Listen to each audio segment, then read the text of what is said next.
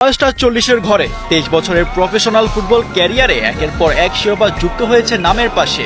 তিনি আর কেউ নন, ফুটবল বিশ্বের পর্তুগিজ লেজেন্ড ক্রিস্টিয়ানো রোনালদো। এবার তার নামের পাশে যুক্ত হলো সর্বকালের সেরা খেলোয়াড়ের তকমা। পর্তুগিজ লিগের পক্ষ থেকে জিও এটি বা greatest of all time award পেলেন ক্রিস্টিয়ানো রোনালদো।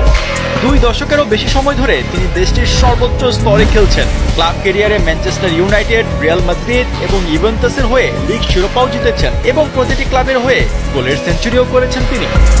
চ্যাম্পিয়ন্স লিগে অসংখ্য রেকর্ড ভেঙেছেন রোনালদো। পাশাপাশি আন্তর্জাতিক ম্যাচে তার গোল সংখ্যা 141 এবং ম্যাচ খেলার সংখ্যা 223। তারপরেই আছেন লিওনেল মেসি, 194 ম্যাচে 114 গোল। রোনালদোর এই রেকর্ড হয়তো অচিরেই ভাঙা সম্ভব না।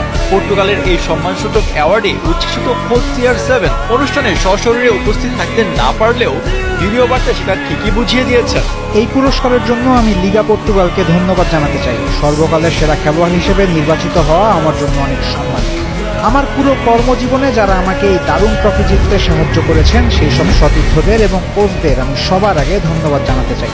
পাশাপাশি যারা আমাকে সবসময় সমর্থন করে এসেছেন তাদের সবাইকে অনেক অনেক ধন্যবাদ।